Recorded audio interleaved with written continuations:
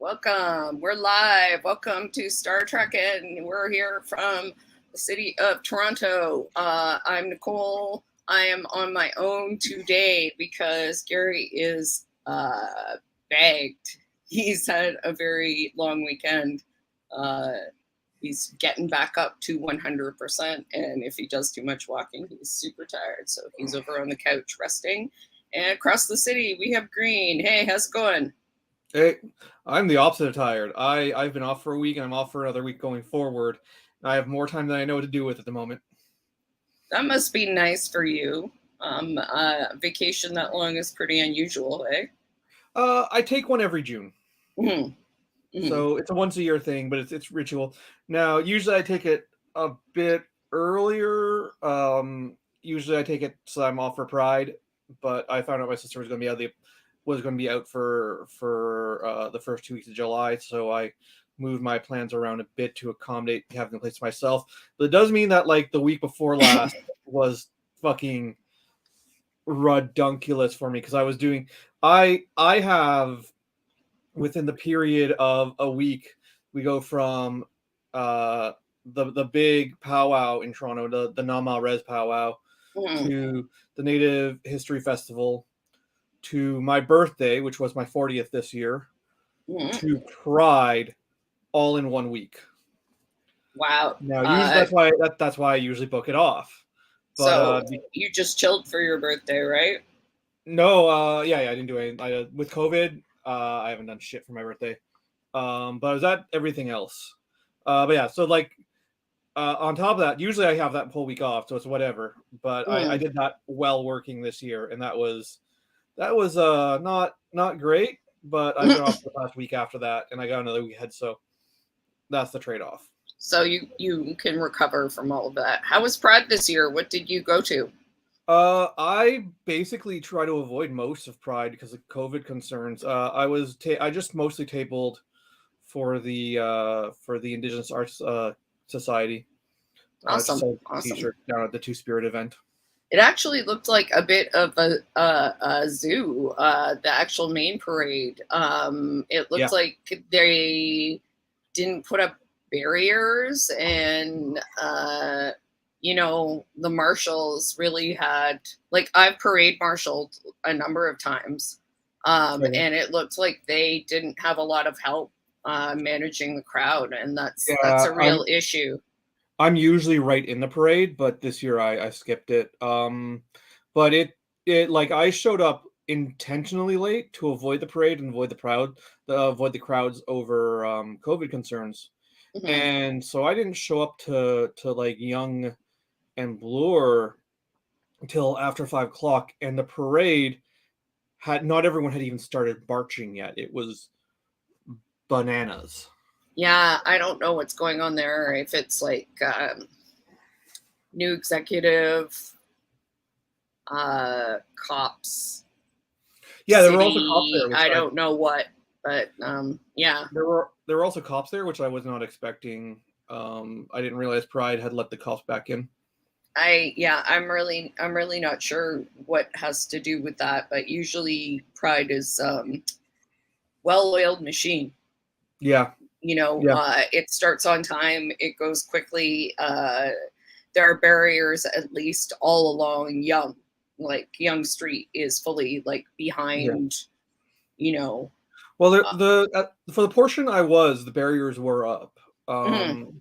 But it's still unusual that they wouldn't have had that they wouldn't have.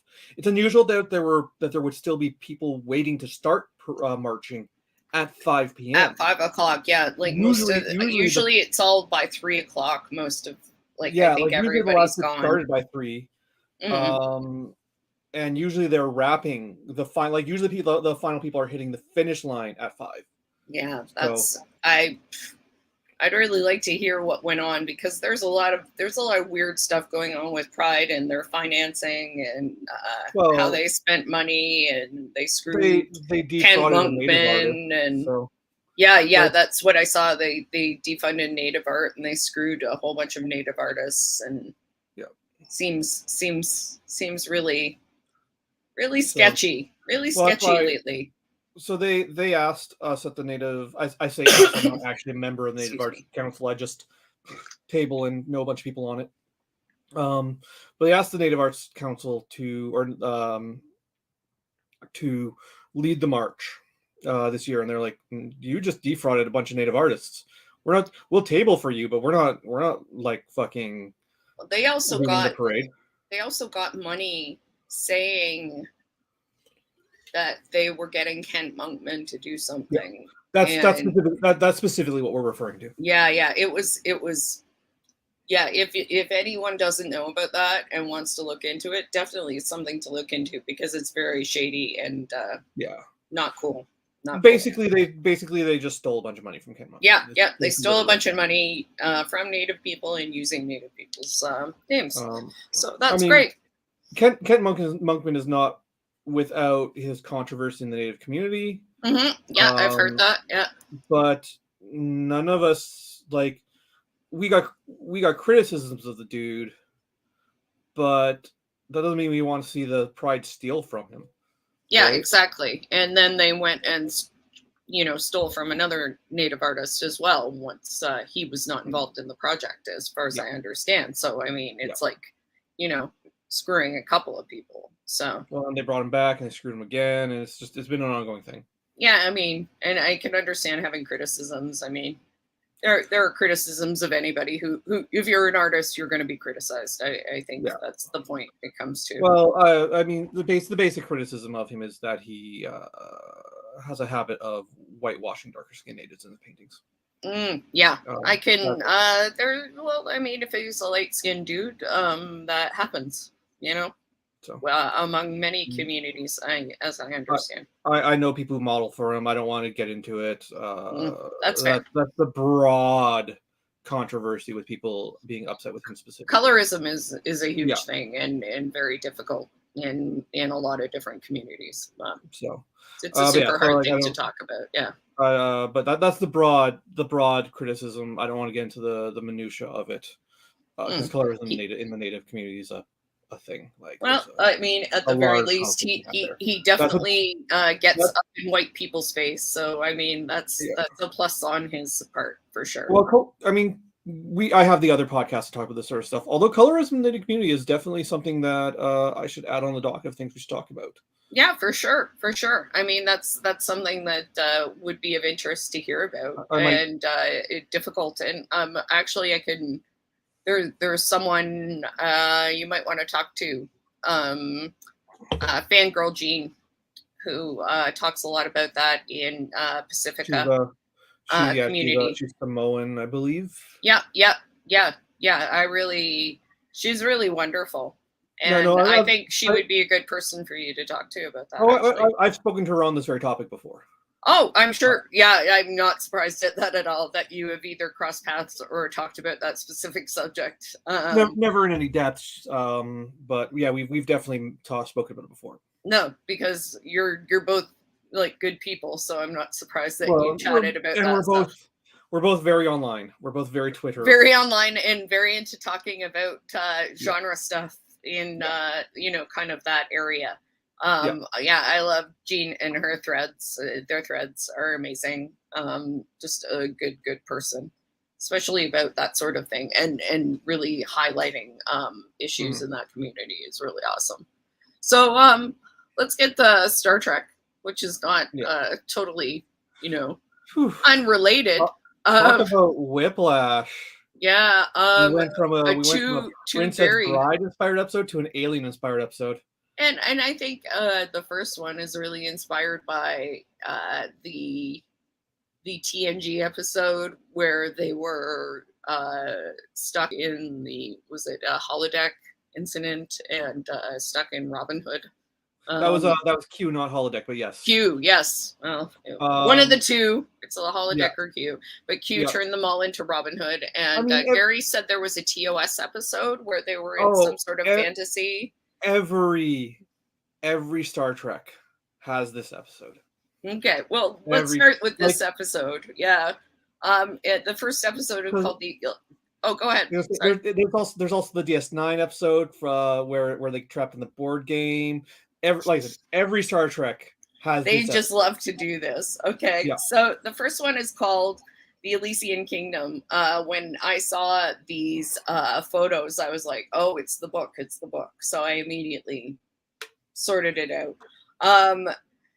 So it's directed by Amanda Rowe and written by Akella Cooper and Onitra Johnson.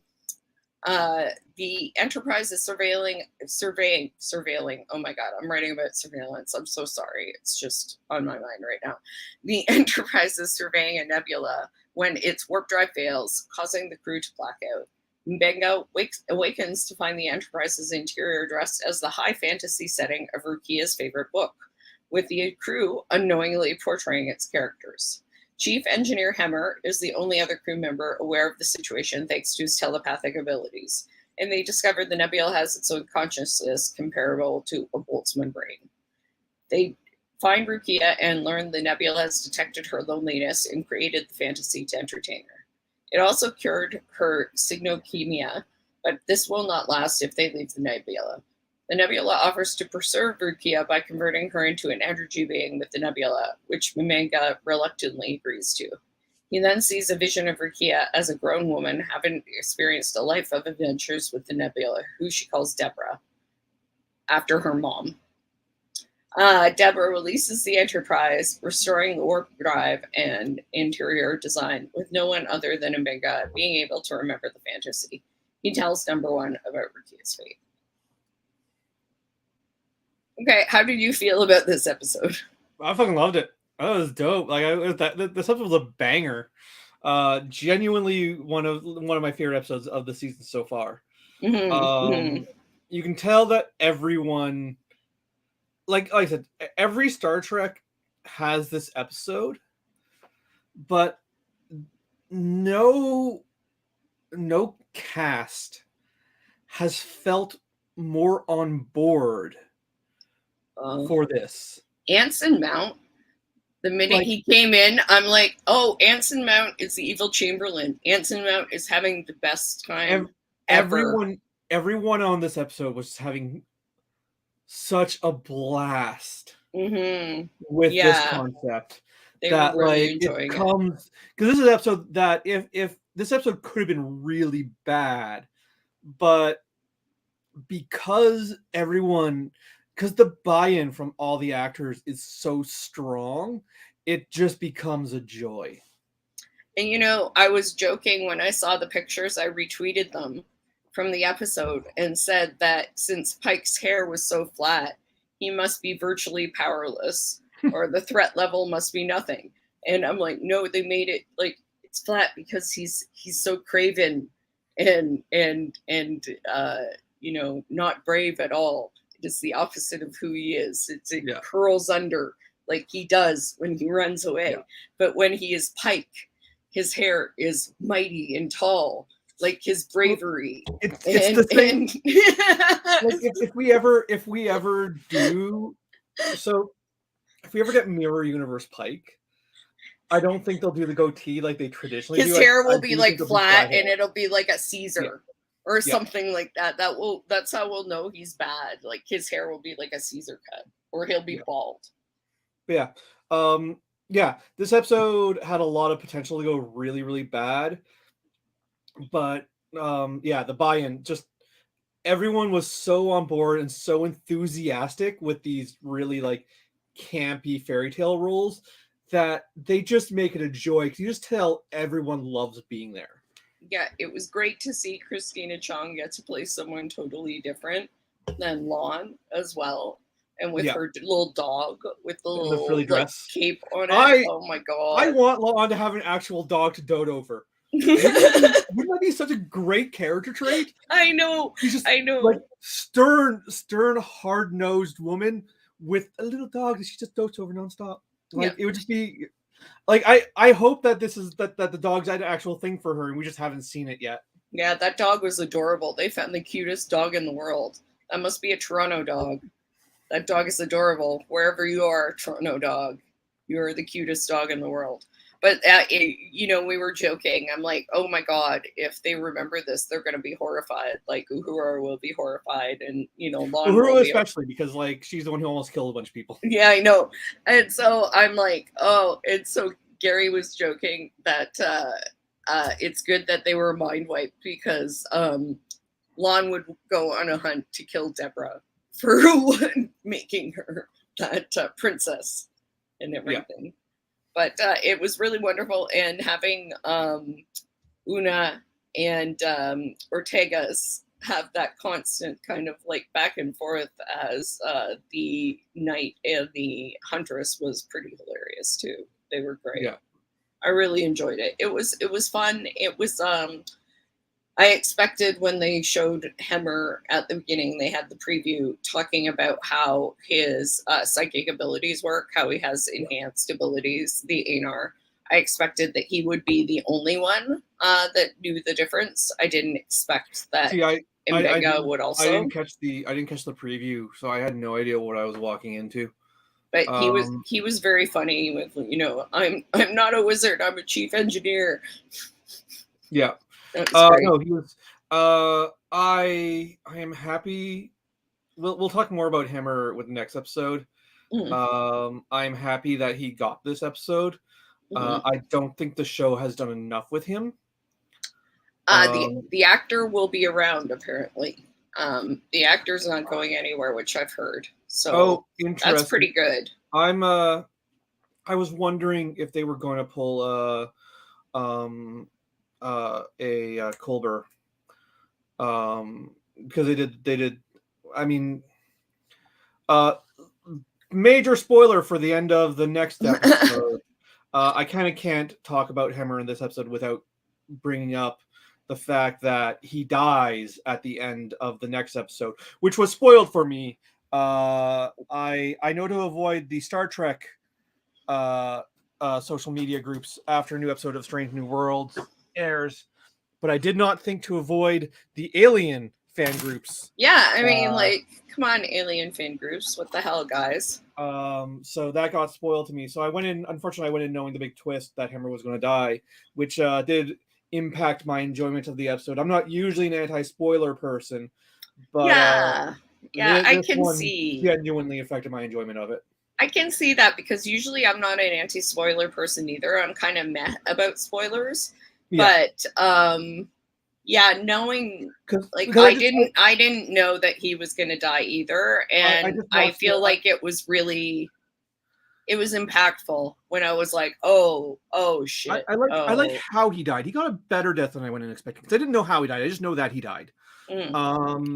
And so, but well, like I said, I'm usually not an anti-spoiler person. This time I ended up watching the episode being like, okay, where's Hemmer going to die? Where's Hemmer going to die? That was the back of my mind the entire episode. So that's, I don't even think that's the fault of the person who spoiled it for me. That's entirely me. But yeah, like it affected my enjoyment. Anyways, I'm happy to hear the actor sticking around. I'm not surprised. Because they did this with in Discovery 2, where they killed Cobra, and then brought him back next season. Mm-hmm. Because there's just like that smacked of Birdie or Gaze. This sort of like, you have one disabled, you have one genuine, like, I mean, Discovery has a bunch of disabled side characters, but they have one disabled main character, and they kill him off. It's a good death. It was a very good death. Yeah. And if they had to kill someone, like, so they have the prequel problem once again. It's just they can only kill. They have a whole bunch of people with plot armor. Yeah. Yeah. So he's one of the few characters who can die. It would be him, La'an, maybe Una, because technically the part where Una has to be alive. Una has to be alive to a certain point. The part where Una is confirmed alive in the continuity of the original series is already passed. So, because she's just around, because she's actually not in she's not in the flashback episode with Pike, other than the flashback parts. So the Cage has already happened, because Cage is referenced in the cage is referenced several times in Discovery and in Strange New Worlds. Yeah. Yeah. But yeah, like so Ortega can die, La'an can die, Hammer can die, maybe Una. Maybe. Yeah. But we know that Pike, Uhura, Spock, and Dr. Humbaga and Nurse Chapel can't die because they have to be around for the original series. If it's the same timeline, but if it's not the same timeline, they're not going to reveal that this early on. I've been pretty firm in that nothing's going to change. Although I have to say some of the themes about changing stories and changing the fairy tale from Yeah. is sort of like I'm like, oh, is this foreshadowing that they are going to change Star Trek lore? Well, I mean that on top of like basically we'll explain that like just to fill that in, like Rukia, the part of them going through this fairy tale, like the excuse for it basically is Deborah, the entity, reads Rukia's mind and sees that, the fairy tale. But Rukia had just had a conversation with Mbenga beforehand where she always wanted it to end differently. She wanted the two characters that Ortegas and Number One play to get together, and they never meet in the story. And that's how Mbenga sort of figures it out. She wants a few different things to happen. And that starts to happen as the Enterprise crew plays it out. And earlier he had said, when you grow up, you can become a writer, intimated, you can become a writer and do whatever ending you want.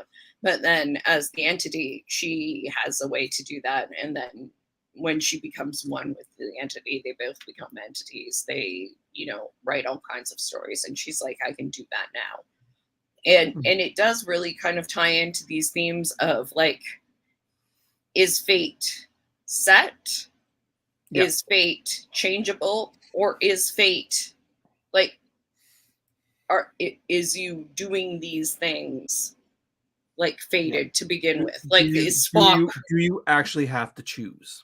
Do you actually have to choose? Is you taking an action fated to begin with, right? Like Spock with the meteor. Spock was fated to change the meteor's path and save those people and therefore bring rain to their planet and change their whole civilization. That, when you think about it, I know it's written that way, but I'm like, that's mind blowing. And stuff like that happens all the time, right? Yeah. I think that's the other thing that Star Trek is underlining there. You think things like that don't happen, but you're like, no, people meet and that, they have a kid and that kid changes the, history of the world, or, people meet and they hate each other. And that rivalry sparks the greatest art known to mankind, right? These sorts of things. So, chance encounters change everything. And I think, I mean, so you have to chance encounters change everything going forward, but Discovery is a prequel, right? And so Strange New World, yeah. That's right. Strange New Worlds is a prequel. Discovery was a prequel and isn't anymore because time shenanigans. And that's what I keep coming back to. Did Discovery going forward change this timeline? Yes or no? Yeah, I don't know. We'll find out.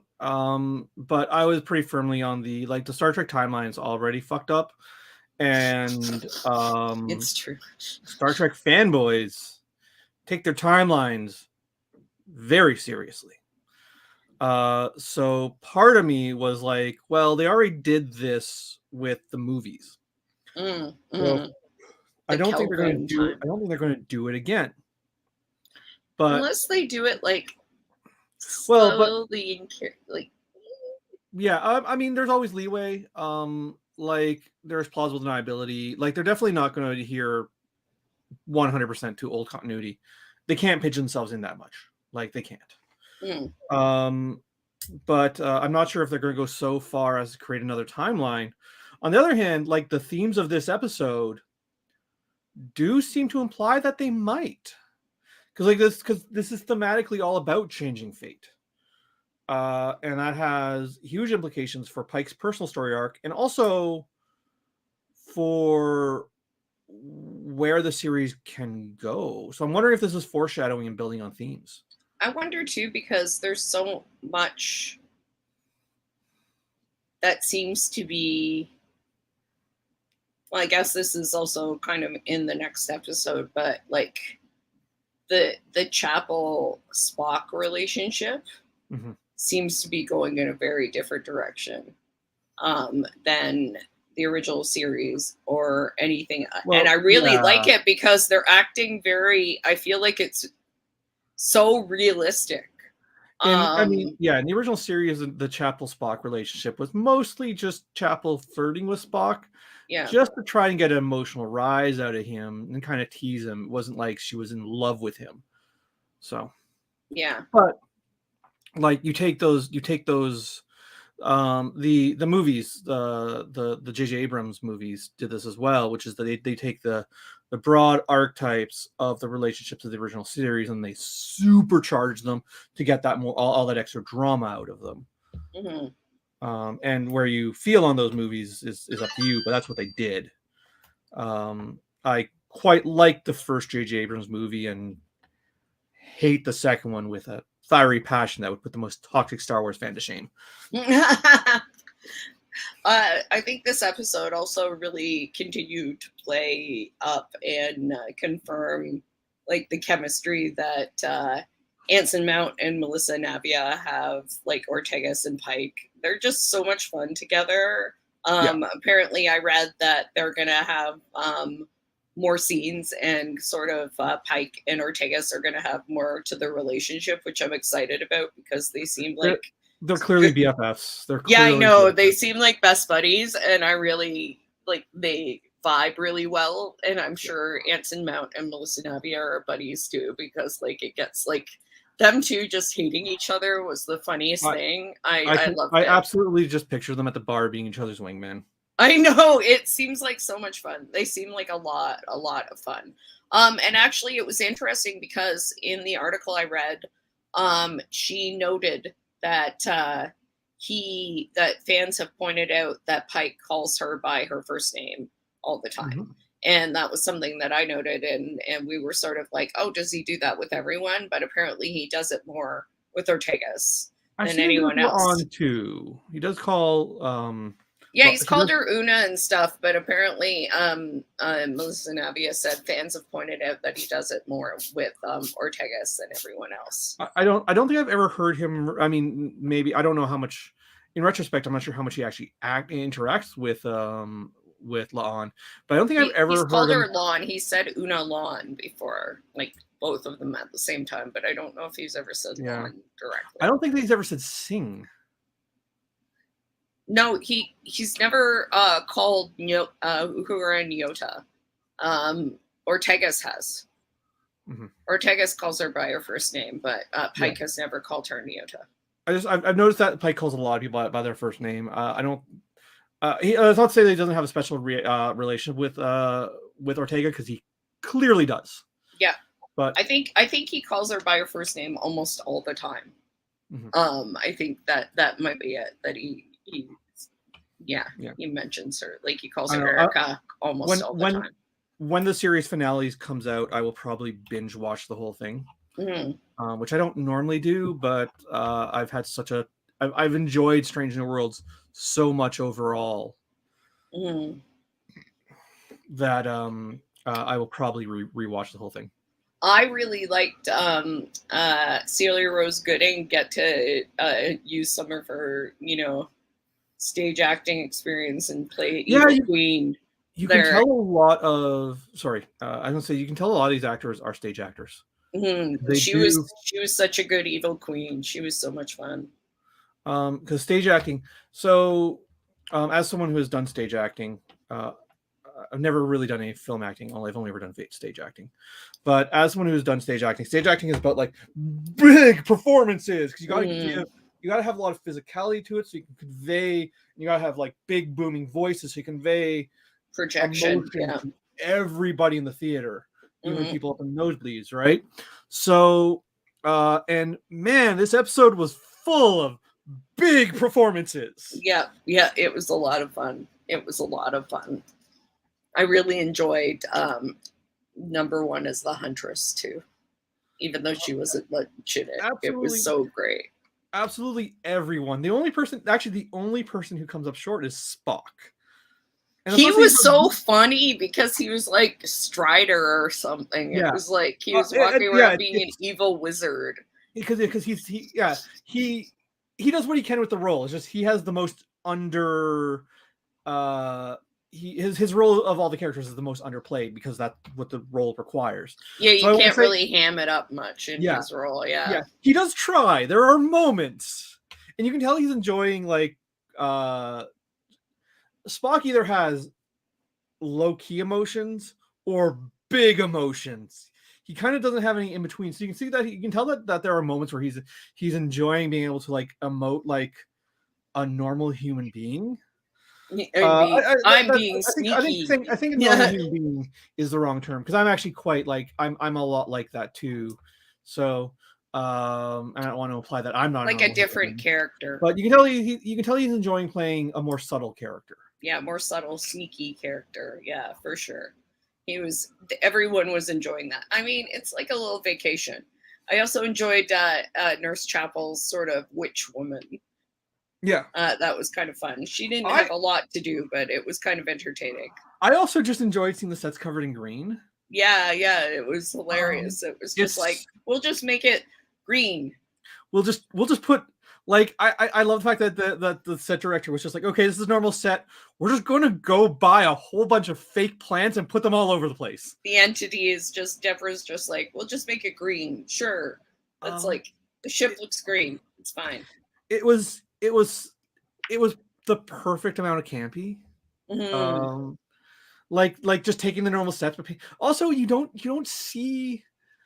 I now kind of want a biopunk Star Trek, or not a biopunk Star. Sorry, a solar punk Star Trek. Mm-hmm. Like I would love to see a sci-fi show set on a ship with like that was overgrown like that, like and just working like that would be aesthetically dope. It's an aesthetic I've never seen before. The sort of combination of futuristic like corridors and like really cool technology, but draped in greenery. For sure. It was really cool to see Hemmer also be able to use his telepathic abilities. It was great to see Hemmer be a character. So my big issue with Strange New Worlds as a series has been its underuse of Hemmer. Mm. So it was great to see him get the spotlight, even if only just for like a couple scenes, because he's an important part of this episode. He's effectively the solution, or at least the solution, at least to the solution. Yeah, at first, like I said, I thought he would be the only one who knew what was going on and would have to solve it, but it was good to have him help M'Benga. Yeah, well, and M'Benga's also like M'Benga and him are the two characters that had the least focus, and it's unfortunate because I think they're two of the most interesting. So that really this episode really solved that in a lot of ways, especially since everyone else was playing another character. So there was no opportunity. Yeah, it highlighted them specifically. I like had they just, and it helps make his death in the next episode more palatable. Because I had this issue with we discussed this. I had this issue with Discovery where they killed off what's her name, the cyborg lady. Arian. Yeah, Arian. Because and like in that episode, Arian had never gotten any character development until the episode she died. Right. And so that episode is just crammed with flashbacks. Yeah, we've talked about that. A lot about how it's just like, here's Arian's story, and now she's dead. Yeah. So whereas they don't build up to it organically. So the fact that Hemmer did get this episode where he gets to shine, he gets to like pretend to be a wizard, but he's really bad at it. It's very charming. It was hilarious. It was very funny. Yeah. And so the fact that we got like these moments with him in the episode before he dies, instead of them just cramming in all his character in one episode to then kill him, really makes his death sit better. I still got reservations on killing like the only major disabled character. I mean, he's not even disabled. He's blind, but like that's his a people are just like disability. that. It's a well, yeah, it's Like, true. It's true. His people are just like that. like So I mean, it's arguable that that's not a disability, but he's the only disabled actor on the show. I mean, as far as we're aware, he's disabled by our standards, but not by his own. And then, like, that's his character introduction is him like drilling Uhura for assuming he's disabled. Yeah, and I mean, we don't know that is the other thing we should say. Like, we don't know what other like people could have invisible disabilities. We're not aware. It's just do know Spock is neurodivergent. Oh, I didn't know that about Ethan Peck. That's cool. No, I don't know about Ethan Peck. Spock is neurodivergent. This is established in Discovery. It's a major plot point in season 2. Yes, he has trauma. Like everybody. No, he has the Vulcan equivalent of dyslexia. Oh, okay. Huh. Yeah, that's right. He had in Michael. So helped him. So I should say that. So Spock, but I mean Spock being neurodivergent, although maybe it is coming to play. Maybe that's what's going on with him being unable to, like, having these big emotions he doesn't know how to deal with. Like, that to me reads more Vulcan human. That's a Vulcan thing because he hasn't gone through his whatever I want to call it, something that it's not called. Yeah, the Vulcan ritual that numbs your emotions. But yeah, he hasn't gone through that yet, so like he still has emotions. But like, Chaplin keeps saying, "You're human. You're human. You're part human. You're not Vulcan. You're human." Yeah, and right? Like Angel also hammers that point in. Yeah, and I think that's what's their name too? Angel. Angel. Yeah, exactly. Angel was the one who was pointing that out too, which I liked a lot. I like Angel. I'm excited about more Angel. So I did watch the preview for the season finale, and I strongly suspect, she's not in the preview, or they're not in the preview, or I don't know what pronouns to call this character because we don't know all of the promotional material calls them they. Okay, yeah. I'll if the promo material calls them they, I'll call them they, because like I know the character Angel replaced was a they them, but that doesn't mean that Angel's character was a they them. But if the promo says they them, I will continue to use they them. Mm-hmm. So Angel, I suspect they will be back for this. There's nothing in the preview for the season finale to suggest they'll be back per se. It's a lot of like Pike being like, "This is the end of the world" stuff, and then a lot of action scenes. Probably Cybok and Angel, I would imagine. My guess is that this season finale is going to be Cybok and Angel doing especially with Spock all like, "I can't put my emotions away, raw." Yeah, like that would be a good time for it. So it's a good time for it, and also like this is Cybok's and Spock's arc from Star Trek V, kind of. Cool. So yeah. So just to wrap this one up, how did you feel? I thought the scene with Mbenga and Rukia was really nice, where he's like, I'm like, this is being a parent, as far as I understand. Eventually you have to be like, I gotta let my kid go. So yeah. But I like how did you feel about the part where she came back? I didn't like, so I love this episode overall. I did not like this episode as a conclusion for Rukia's arc. It felt... you froze for a second. Okay. Sorry. It felt, I don't want to say unearned. It felt too easy of a conclusion, right? Like it's a literal Deus Ex Machina. So I don't like it. So overall, episode's wonderful. I don't like it as a conclusion for that particular arc. Yeah, it did wrap things up. Like, I mean, I even felt if she hadn't come back, like, I mean, I'll admit, like, I cried and I'm like, oh, that's really nice. It's a theater. But, it was very affecting. But like, I think it just wrapped it up too neatly. You know what I mean? And so even if Rukia had gone off and he had to just be like, hopefully I'll see her again, you know, and we could be like, maybe Rukia will show up again and we'll see adult Rukia in the future, that would have been fine. Like, I would have been like, okay, well, he just has to accept that, you know, his daughter will be okay. But giving him that closure was like, I'm like, that's really neat and tidy about it. Like, I mean, he had to make a choice, and I feel like that was, you know, the right thing to do, maybe, but I don't know if he should have been like, well, and it was the right thing to do. There you go off and feel good about it. Yeah. I mean, we do get into some of that trauma in the next episode, because he does call the little girl they find his daughter, which I thought was some excellent character building. Yeah, I thought so too. But yeah, I don't know. I really like this episode. I don't want to hate it too much, but yeah, I don't. It was just too clean. It was just too clean.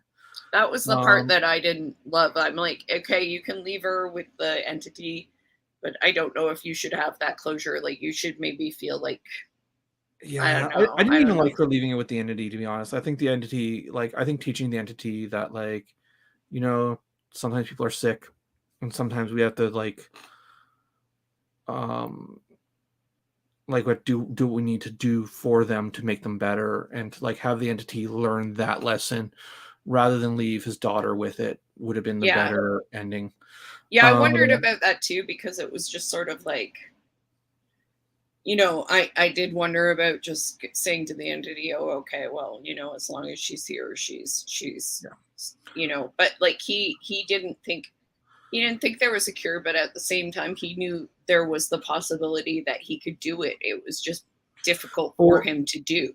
Or if it was a situation where he does leave with the entity, but like, say it doesn't destroy her body, but like he leaves it with her, but like there's potential later on that he can come back with a cure and retrieve his daughter. Yeah. Like, I mean, I think we'll probably see her again, but they're not done with this plot line. She will be back for season 2 at some point, for sure. Well, then if she's going to be back, like, that's what I don't understand. Why wouldn't you just be like, okay, well, you know, I mean, this could be she could be the first few, for all we know. Yeah, it doesn't make much sense to me to go ahead and do it and then be, and then give him closure if she's going to come back. Why can't he have closure later? Well, I mean, I'm wondering if when they wrote it, if they even knew that they were getting a season 2 yet. Yeah. Right. So they might have been unsure if they're going to get another season, so they just wanted to close it out just to have that closure in case they weren't getting another season. Because we don't know when this was written in the order of like scripting. Because we know it's getting a season 2 now, but they're already done shooting it apparently. So. Oh, really? Right. Yep. Production's already done. So yeah, I mean, good episode. The ending was a little neat, but generally, thumbs up in general. So the next episode, which we've already talked about a bit, is All Those Who Wander. It's directed Christopher J. Byrne, written by Davey Perez. And as we've mentioned, it's a bit of an homage to Aliens. Yeah, real. Like I watched them back to back too. Oh, us too. Yeah. So it was like, wow, happy. Tonal shift. Yeah, quite a tonal shift. If you imagine watching like The Princess Bride and then watching Aliens. I respect it. We don't get that anymore because there's an assumed binge watching. So you get a, like, Discovery. As much as I love Discovery, has this in spades, which is Discovery's a homogenous tone. Mm-hmm. By and large, and I respect that. I also, I mean, part of the reason why I like the Princess Bride episode as well is just because, like, Discovery's just not scared to be weird and be tonally inconsistent in a way that is very charming and very Star Trek.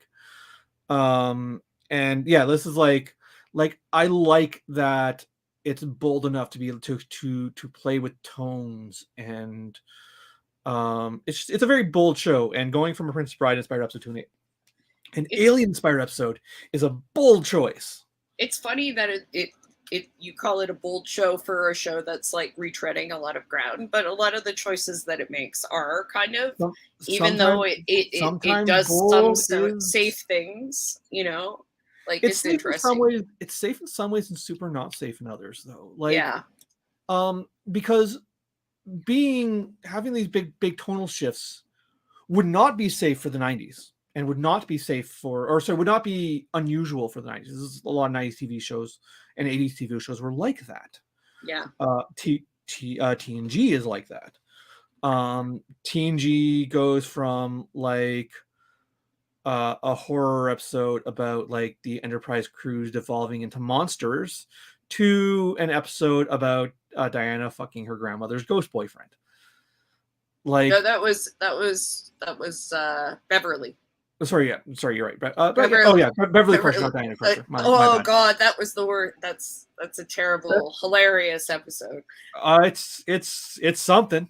It's something. It's like it's a terrible, hilarious. It's not a ghost, actually. It's an entity, but it pretends it's a ghost. But it's on a planet that is Scotland. Scotland's a planet. The Scottish planet. The Scottish planet. I just mean like, so these tonal shifts by 90s standards would not be revolutionary. That is just how TV was then. It's true. But on a contemporary, like, we're 30 years removed from that. Oh yeah. In a contemporary landscape. More than 30 or more than 30 years. Yeah, more than 30. Probably. Yeah. Oh my God. Yeah, we're like old. 33, 34. Yeah. Although that would have been season 7, so actually it's probably closer to like 28. Yeah. Either way.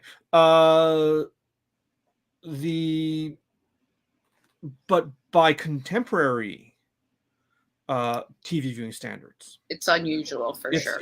It's unheard of. Yeah.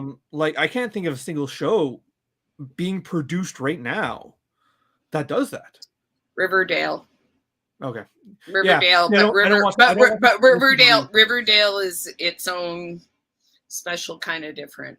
Riverdale does that. CW shows, but yeah, from what I know of the CW shows, they're also very classic in that 90s sort of throwback. Yeah, they format, do that, so. But Riverdale will, they just do a musical episode out of nowhere for no apparent reason. Yeah.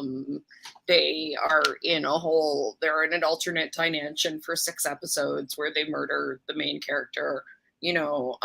Things like that happen, but that Riverdale, it's just Riverdale. I've never seen Riverdale, but yeah, like, I understand the CW shows can be like that, so I shouldn't say no.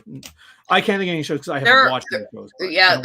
There are not too many shows outside of the teen genre shows that do that. I think. Yeah. I think that's a very specific kind of thing. Like Stranger Things, sure, is totally, Discovery is totally consistent. All the Star Wars and Marvel shows are all totally consistent between each other. Moon Knight has some big swings. Oh, WandaVision would be the only other one. But even then, WandaVision does serve a consistent tone overall. No, it does have a consistent. Yeah, it has a consistent tone and theme, like, even though it shifts genre and Moon Knight has some wild tonal, but they all serve. But even in Moon Knight, where like you go from like there's. Have you seen Moon Knight yet? We can move on to that now. We just finished Legion, which is excellent. Yeah, Legion I've not seen. Everyone goodness. Told me that I would fucking love Legion. As a big X-Men fan, I need to sit down and watch it.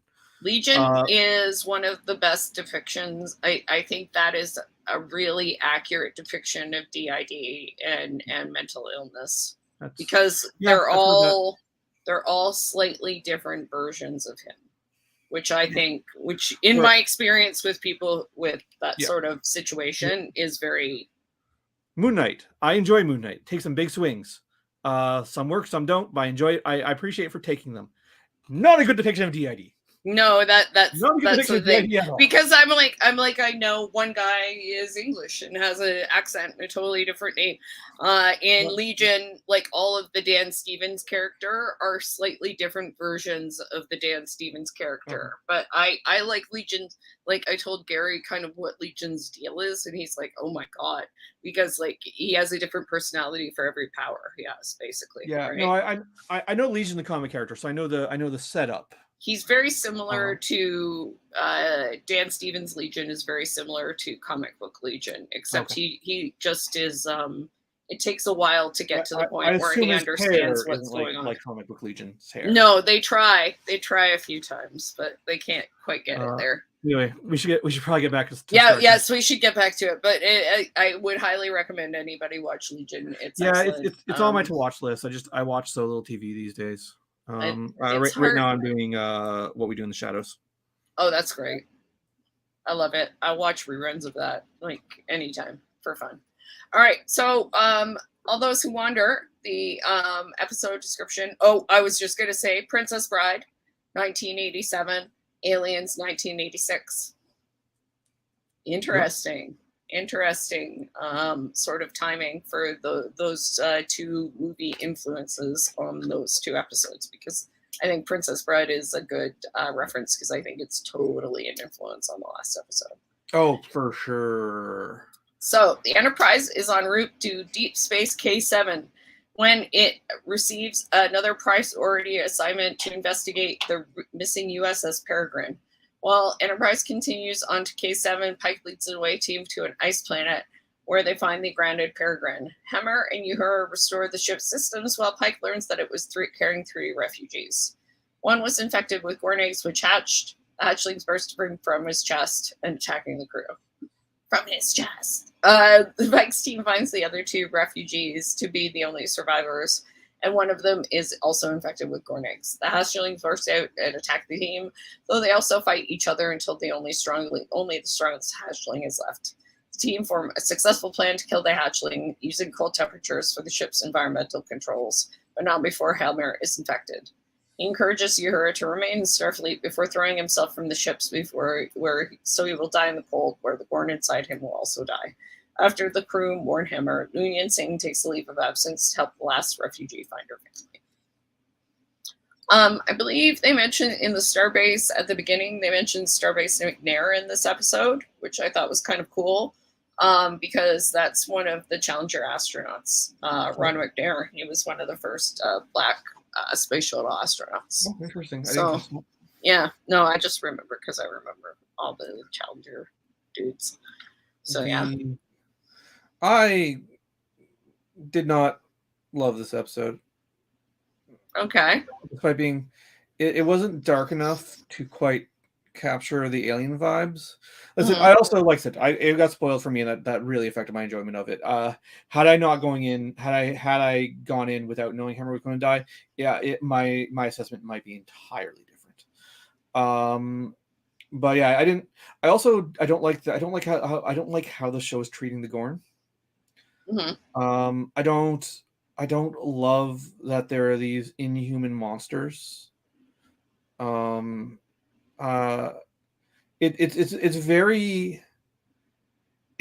a surprisingly un-Star Trek-y take on the Gorn. Yeah. And I'm confused as to why they're going this direction with them.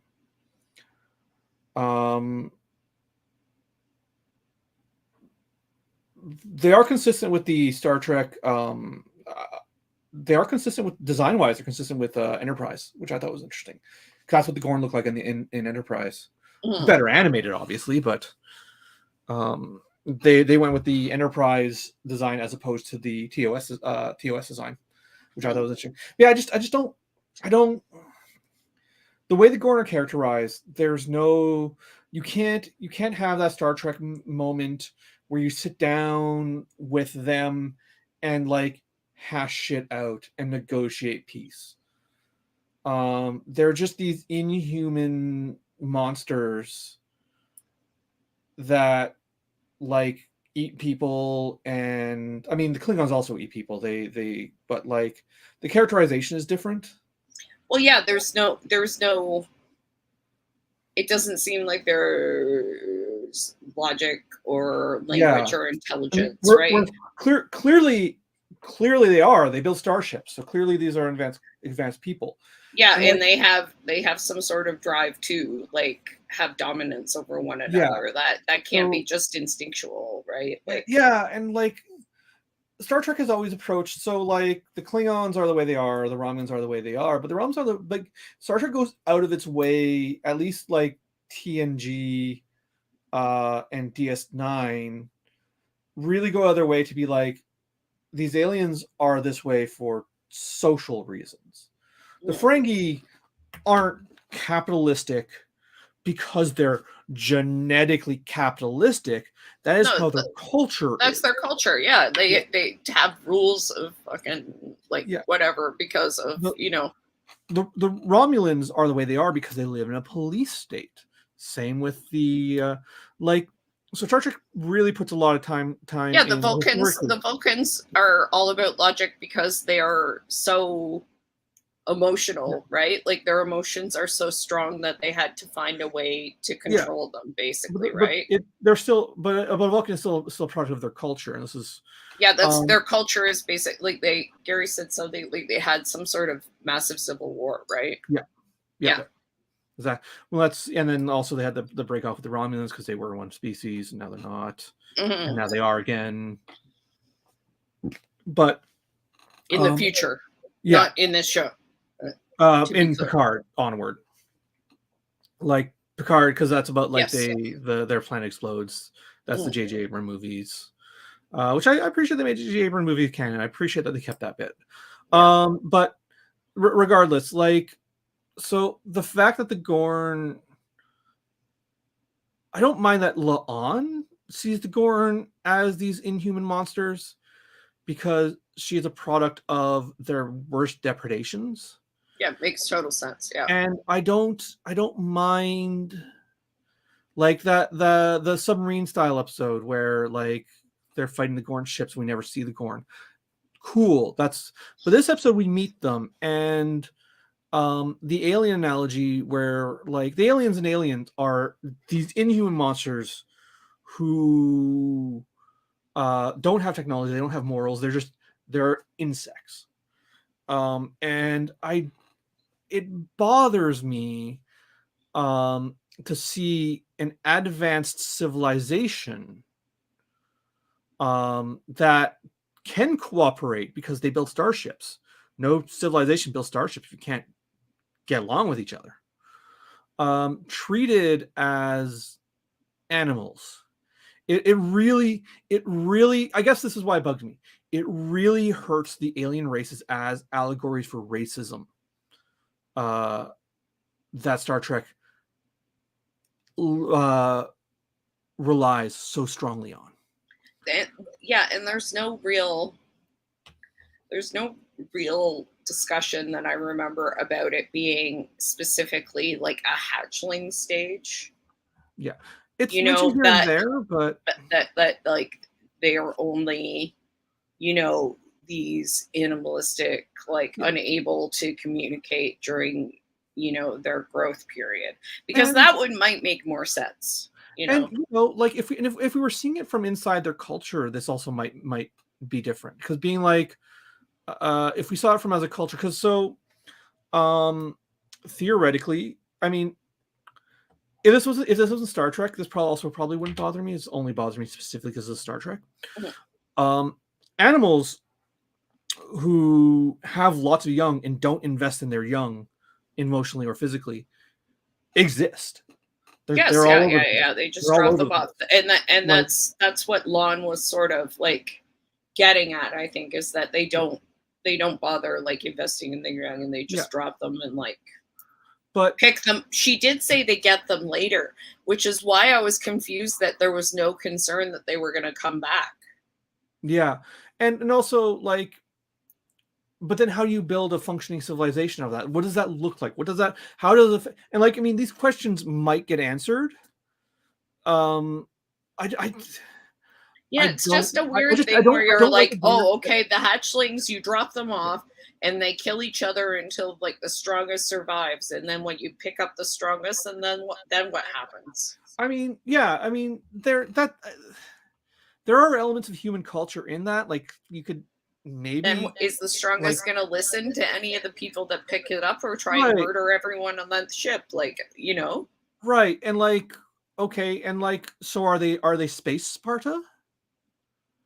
Like, where are you going with this? So I guess this. So I mean, that would there's be sort of fine two if of they these. are, but like we need But to then know then that. then show us that, right? Yeah, we need to know. Yeah. I just don't like how if it was any other show this wouldn't bother me, but from Star Trek I don't like how dehumanized they are. Yeah, and if they're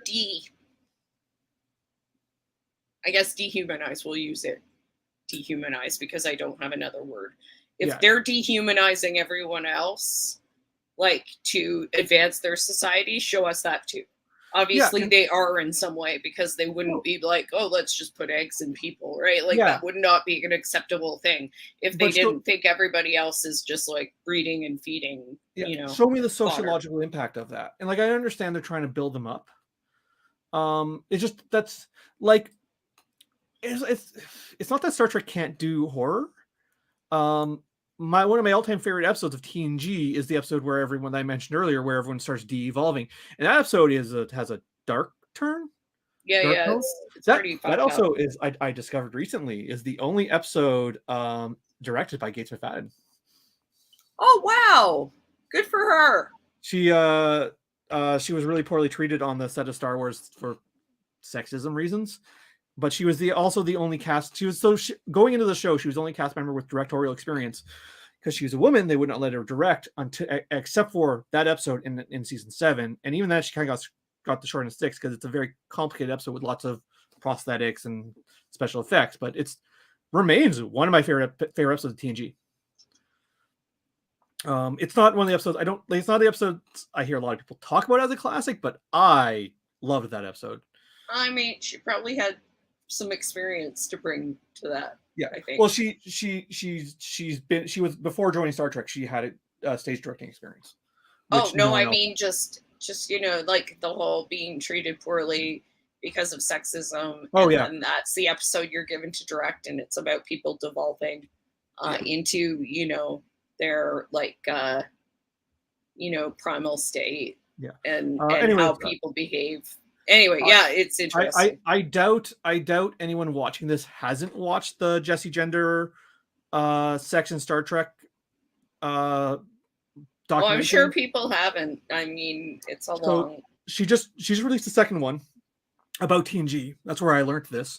I highly recommend watching both of them. They're a long investment. They're like 4-hour videos, but they are worth it. They are excellent video essays.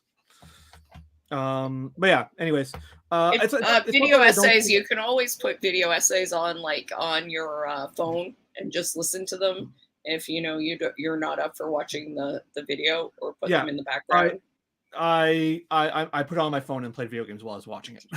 Yeah, that's what a lot of people do because it's good to watch the video. Like, people put a lot of effort to the video. Like, I'm not gonna lie, I'm always say that, but if it's if you don't have 4 hours to sit down and watch, and you're like, I'm watching this and I got to do dishes, like, you can always do the dishes and listen, and that's always almost as good. That's where I do all my let's plays. Is I do dishes while you watch let's plays. I do dishes and while I listen to podcasts all the time. So anyways, so my issue isn't the tone of this episode. I actually think if they hadn't done the Gorn, if this had just been an animal species, I would have loved this episode.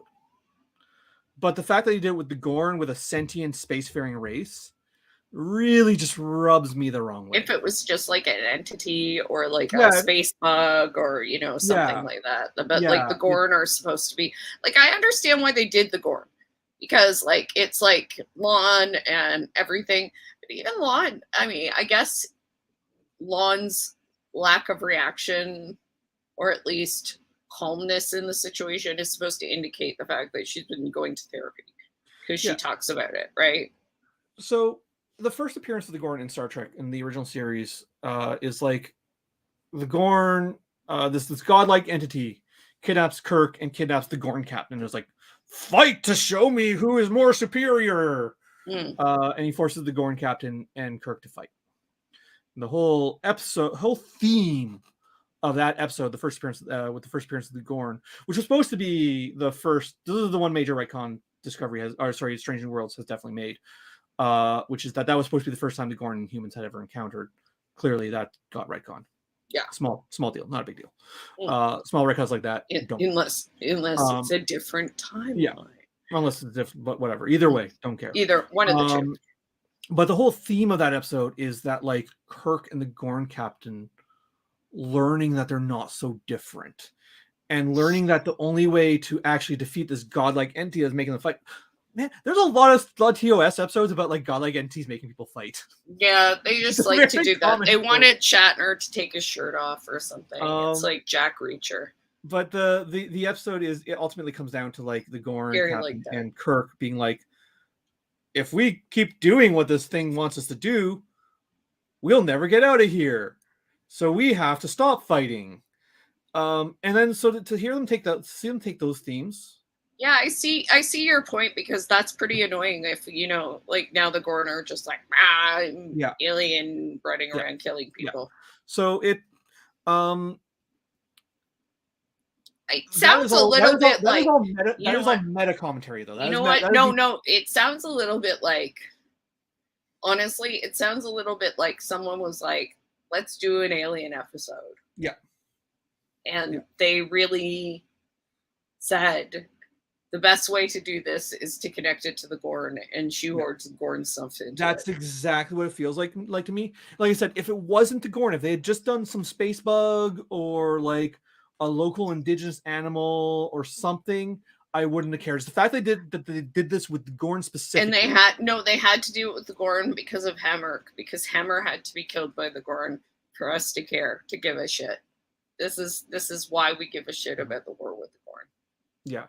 So and it's like kind of frustrating, because it's like I see why you did everything, but like I also totally get your criticism and I agree with it, because you know, like the first episode was like, let's show people, you know, other planets that, you know, let's show the other planets like our mistakes and that they can learn from them. Let's learn from each other, right? And what you're saying, like your criticism is totally right. They were saying the Gorn can't learn anything. We just have to wipe them out. What are we going to do? Just genocide people, right? Like. So it's this approach to the problem it's the approach of the Gorn. I feel undermines both the themes of Strange New Worlds and Star Trek at large. So there are two ways to judge this, and there's the one way I've been harping, which is like looking at it thematically in how it fits in the larger Star Trek context, which bugs me a lot. But there's another way to judge it, which is just judge it as a standalone episode of television. And it was a pretty good episode in that sense. It's a good episode. That new alien race that we meet, the one that they can't communicate with, fucking a great design. That's one of my favorite like weird fish guy. Yeah, that was pretty real cool. Good design. Yeah, and I liked his coat.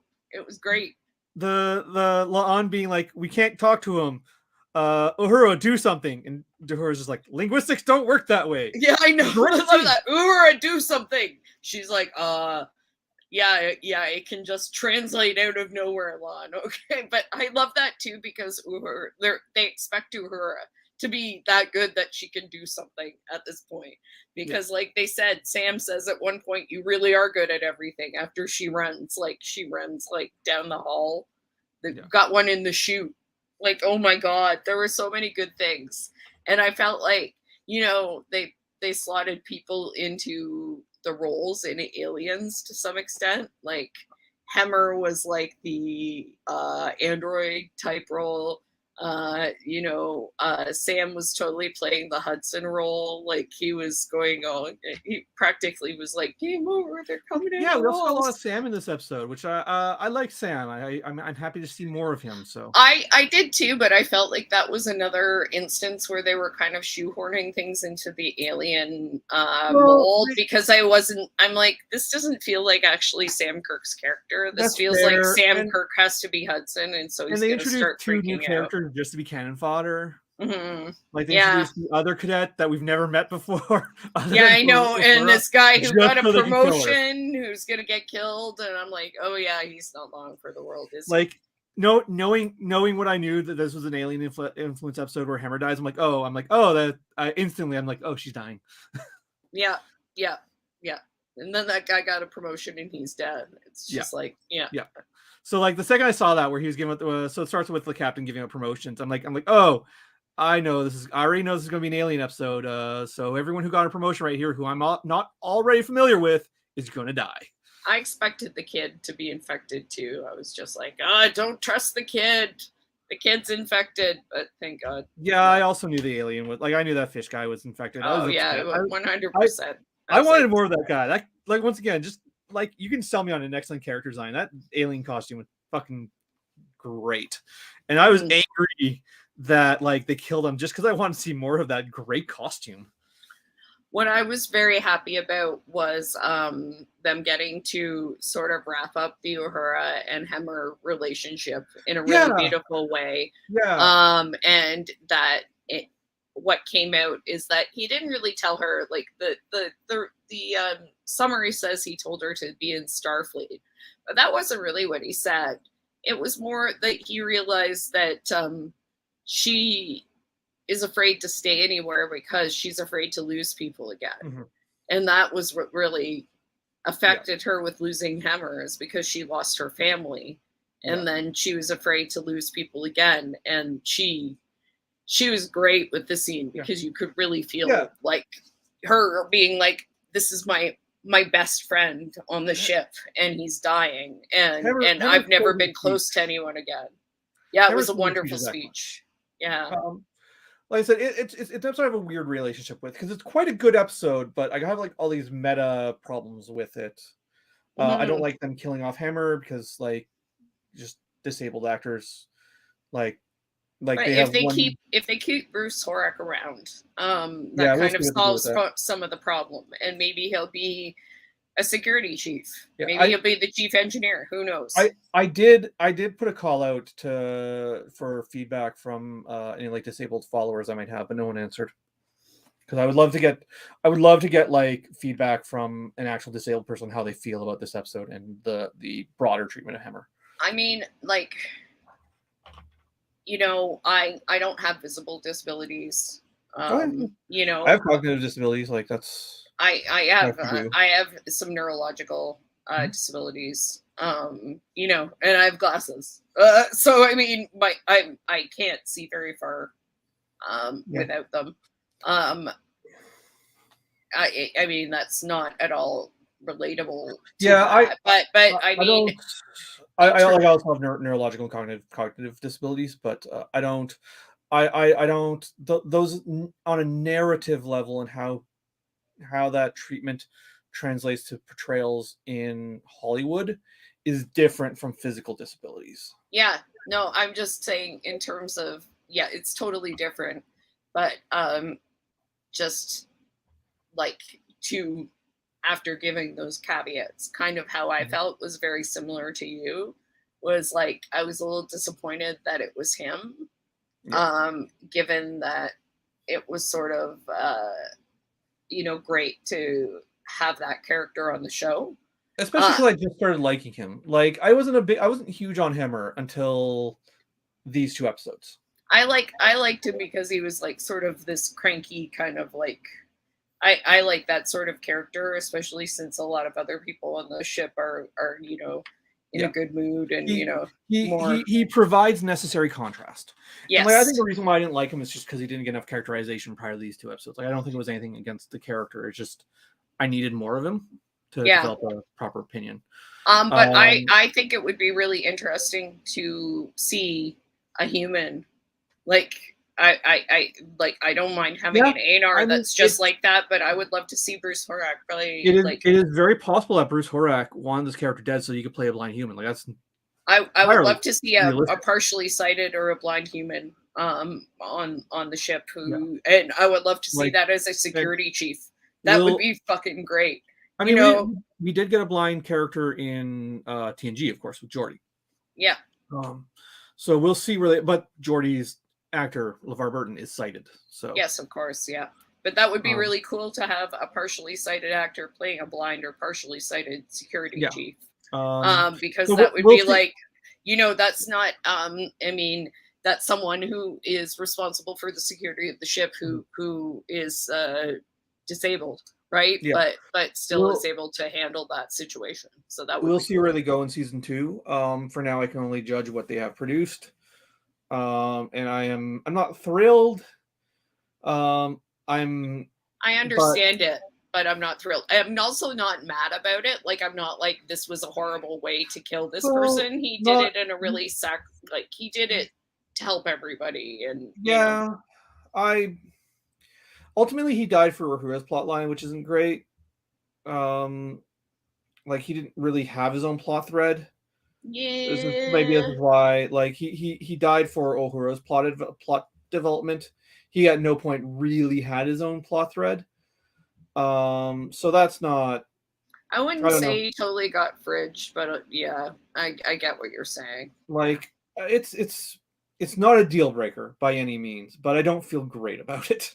I don't feel great about it, but I don't feel like it was done in an exploitative, like, sort of way where Yeah, it's no, it like, wasn't done in bad faith or anything. I just still leaves me mildly uncomfortable. yeah. I thought it was nice though that he got to die in a place that was like his own. So Yeah. Like his actual death scene is fantastic. yeah, Just really pulled out all the stops. yeah, he was And great. also, once again, like it's entirely possible that he wanted to play a human or a character who, maybe not even necessarily human, but a character who from a culture where this wasn't the norm, so he could actually explore it as a disability. Yeah, yeah. But they're. I was happy to hear that they're keeping him around, so that Yeah, was pretty well, like cool. we'll see. Like I may feel very different when season 2 premieres. But right now, like I said, I don't feel great about it. But I'm also it's not my place to be mad on behalf of visually impaired people. So I would really like to hear back how people who are visually impaired feel about this. I'd like to hear too, but I wouldn't say it's not your place to be. I wouldn't say it's not your place to be mad on. Out. Yeah, it's not your place to be mad on their behalf, but I think it's perfectly fine to say that you feel, you know, Yeah. not great about it. Yeah, no, that's where I am. Like I'm not going to be angry. I'm not going to go to war with Star Trek over this. That's not my place, but I can absolutely criticize it and will. There you go. So, yeah, it was a pretty good episode. There are some perhaps larger, there's a slightly problematic issue Mhm. with the choice of the death, and maybe some larger kind of just narrative issues But with like the Gorn that are kind of highlighted by the episode. but if you can ignore the meta problems and just take it as an episode of TV, uh, an episode of like a darker, tonally darker Star Trek, it is good. as as Still as an still not my homage to favorite. Alien, like the Alien movies, it's a pretty good homage to Alien too. Yeah, still not my favorite episode of Discovery, but it's a solid episode. Production value is good. Everyone's on like all the acting is solid. Like the Hammer's a standout in this. He finally gets to like really the past 2 episodes he really gets to show his acting chops. Mm-hmm. Um yeah, Spock. Lon is moving on. Oh yeah, Spock and Chapel. Oh my god, Yeah. almost forgot. Lon doesn't look like she might not be in the season finale. We'll see. She takes leave of absence, so she might be gone for the season Mhm. finale. Spock loses his shit at one point in the episode, Yeah, and he that's releases. He has some sort of like Vulcan, prayer to release his anger, and yeah. then There's a scene where he's like he clearly chooses to lose his shit. There's a scene where he's just like, logic's not going to help me here.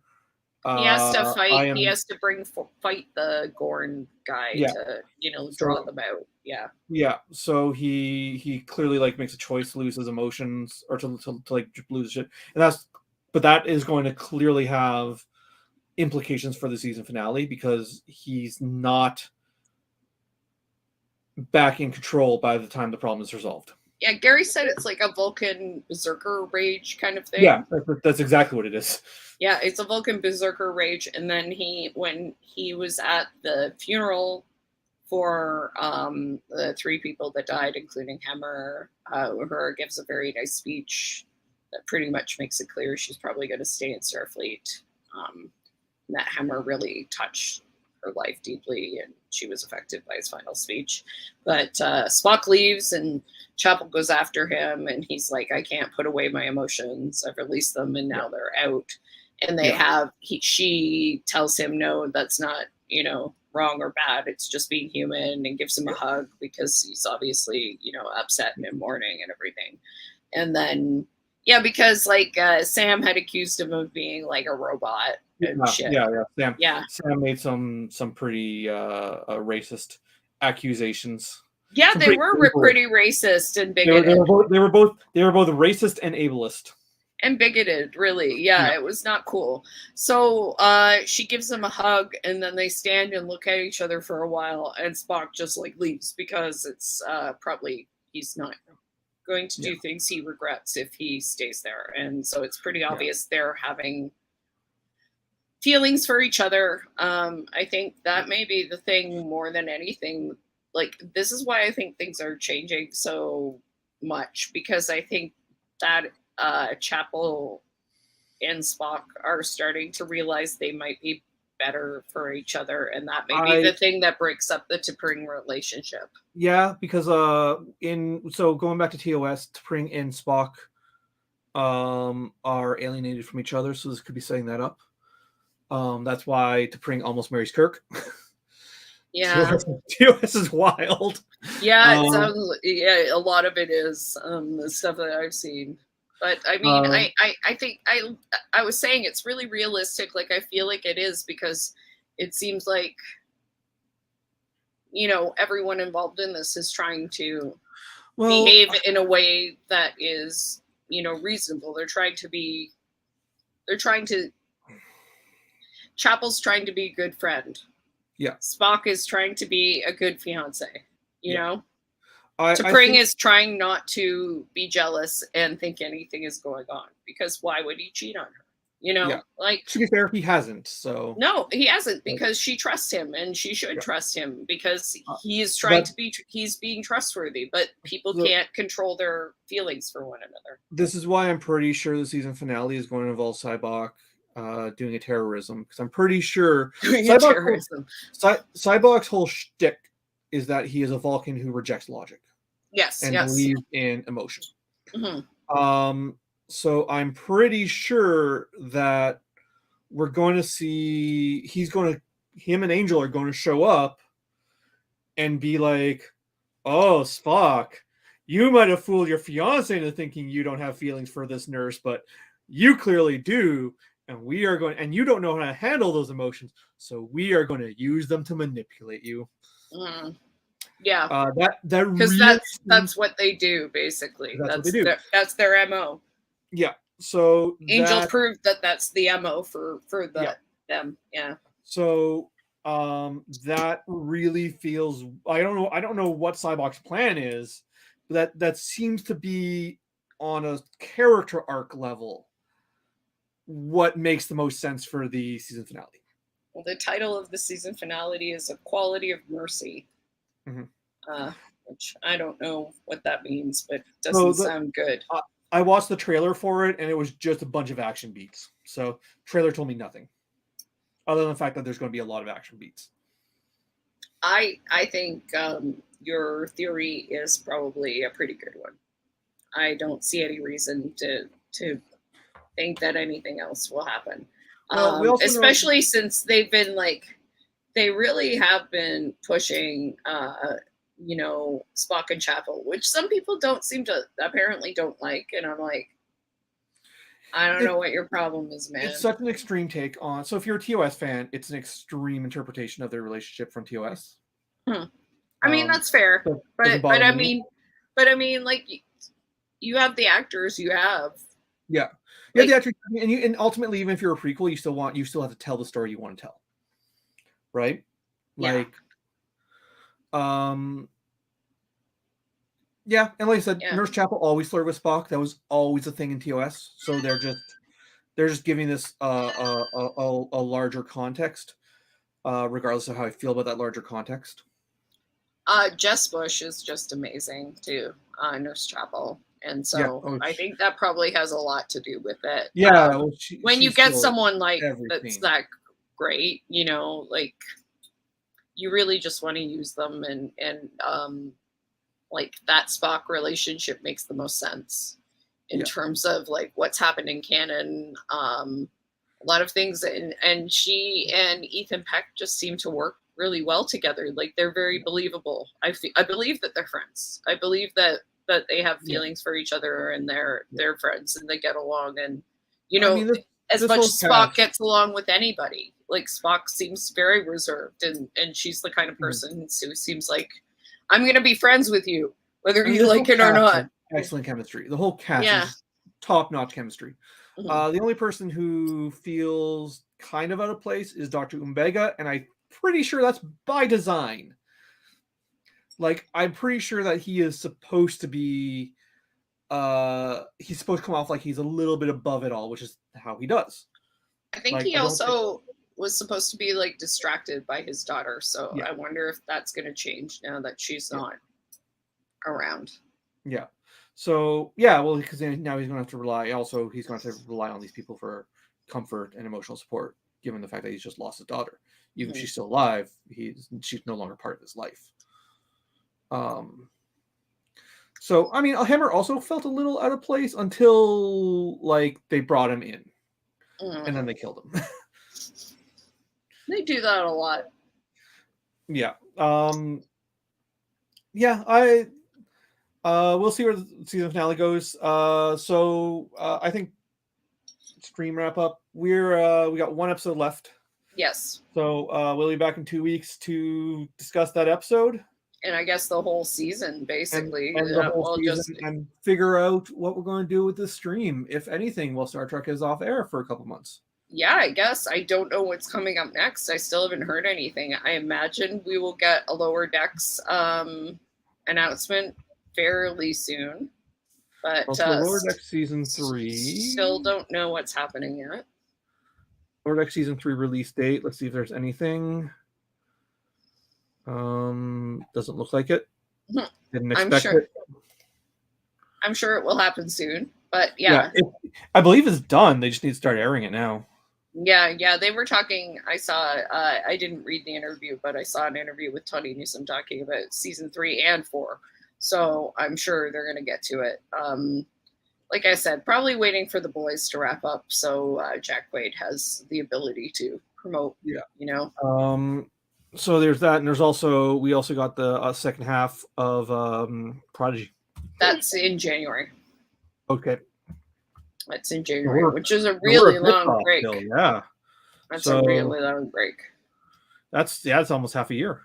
Yeah, I'm surprised it's going to go that long, but I would be surprised if we'll get. I'm certain we'll get Lower Decks before that. Then. Yeah, I'm sure it's going to come sometime soon. So yeah, I'm sure you don't have a topic yet, but next week you'll be on with your Indigenous anarchist chat. The IAF.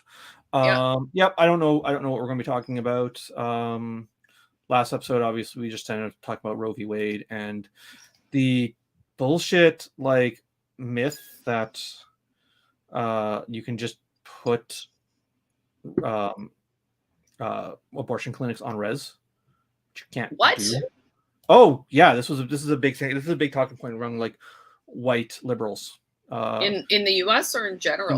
In the U.S. Oh. This was. So there's this guy called Lakota Man. This is Twitter. Oh, I've heard of Lakota Man. He's. We're not even sure if he's native. The family he claims has been like, we don't know this guy. Yeah. So regardless of if he's native or not, he's very popular among white liberals, and he tweeted that like, oh, you can just put abortion clinics on reservation, and that solves the Roe v. Wade problem. And okay, sure. Well, a lot of like Supreme Court crushed that. Indian law is probably going to be undone in a couple months entirely, but as of now, the Supreme Court has been like, no, they're still part of state law. State law still covers them. And even if that wasn't the case, you can't just do that. for a variety of reasons. Oh yeah, because I mean, the police and authorities have been so And like, accommodating of reservations and yeah, native people in the past. and like settlers have been quite content to bomb abortion clinics in mainstream settler cities. Do you think they're going to be so restrained for reservations? Oh yeah, no kidding, right? Yeah, yeah. No. The reservations will be totally safe from Yeah, attacks on. so Yeah. that was mostly what we discussed in our last AAF chat. I don't know Wow. what we're going to be talking this time. Possibly indigenous Marxism, or rather possibly settler Marxist interpretations of indigenous sovereignty. That is a maybe. We're not 100% on that. I have this book I have a book on written by a bunch of Trotskyists about native sovereignty that I have not sat down and read. I picked up at a socialist book fair a long time ago. It's probably going to be hilarious. I'm not we're expecting, if we do this, we're just going to read it and have a good laugh at it. Neither of us expect anything good from it. That should be interesting. That's for sure. So, yeah. Yeah. That's a maybe. We're not entirely sure. Quite frankly, news moves so fast these days that it's impossible for us to set a topic. Oh yeah, no doubt. No doubt. Well, one thing that does not change very quickly is Star Trek, so at least there's that. We always know what we'll be talking about on the Star Trek stream. Yep. So yeah. So yeah. Finale. Yeah, probably Vulcan madness. So that'll be coming up. Hope everyone enjoys it. We'll be back in 2 weeks to talk about it. Thanks for watching. Thanks for being your grain, and we'll talk to y'all soon. All right. Have a good one. Signing off. Take care. Yeah.